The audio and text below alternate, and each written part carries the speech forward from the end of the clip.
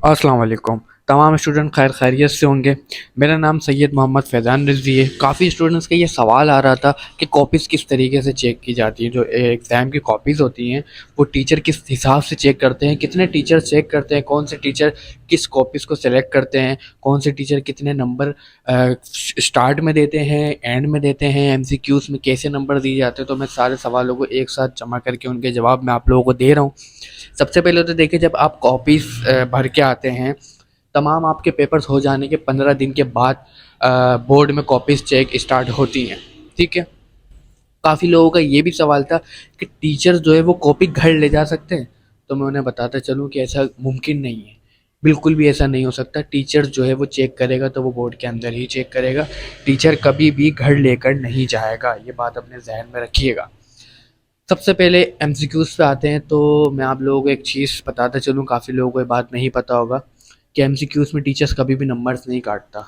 हत्ता कि हमारे पास अगर कॉपीज़ आती हैं चेक करने के लिए, हम एमसीक्यूज़ पढ़ते ही नहीं हैं। मैं आपको लिटरली बता रहा हूँ, एमसीक्यूज़ में कोई टीचर नंबर नहीं काटता। बहुत से लोग ये कहते हैं ना कि हमने एमसीक्यूज़ कर लिए तो हमारे नंबर बढ़ जाएंगे। अगर क्या कहते हैं, इतने नंबर का पेपर है, हम 15 से 20 नंबर के एमसीक्यूज़ कर लेंगे तो हमारे वो बच जाएंगे। ऐसा नहीं है।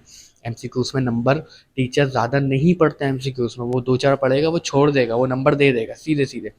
सबसे पहले आते हैं कॉपीज़ के पहले पेज पे।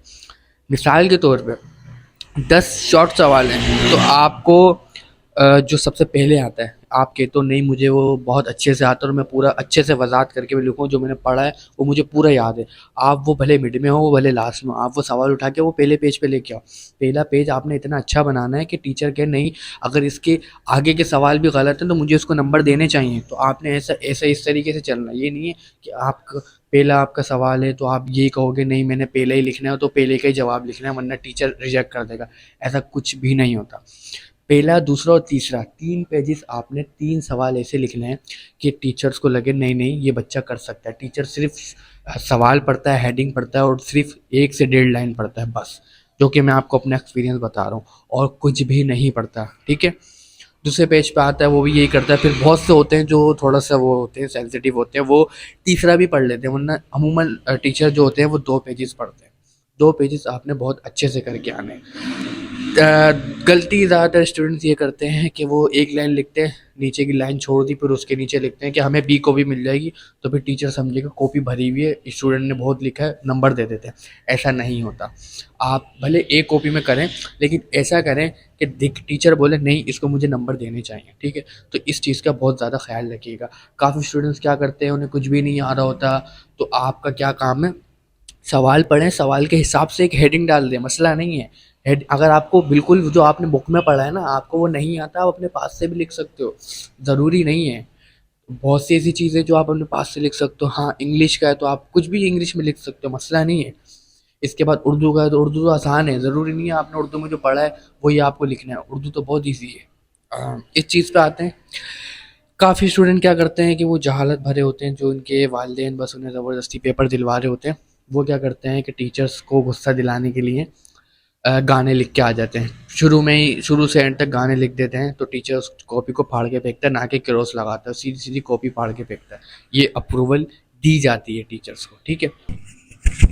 अच्छा, थर्ड पे आते हैं। काफ़ी स्टूडेंट्स ये करते हैं कि वो अपनी रामलीला लिख के आ जाते हैं। मतलब कि वो बोलते हैं मेरा नाम ये है, मेरा नाम वो है, मैं यहाँ रहता हूँ, सर मैं बहुत गरीब हूँ, मुझे मार्क्स दे दे, मेरे वालिदैन ने मुझे बड़ी मुश्किल से पढ़ाया है। तो टीचर्स इससे भाई वो नहीं होता, कोई रोने नहीं लग जाता, आंसू नहीं टपकाने लग जाता, वो आपको फेल कर देगा। कि जिस काम के लिए आप आए वो काम आप नहीं करोगे तो आप फेल होगे। आप भले उसमें कितना भी कुछ भी लिख दो, उसके पास इतना टाइम नहीं होता टीचर के पास कि वो पूरा आपका पैराग्राफ पढ़ेगा कि आप कहाँ रहते हो।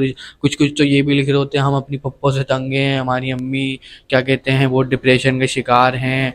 पप्पो बोलती हैं बच्चे मेरे इतने काबिल हैं, तुम्हारे बच्चे काबिल नहीं हैं। तो ऐसी हरकतें नहीं किया करो भाई, कुछ भी नहीं होगा इससे।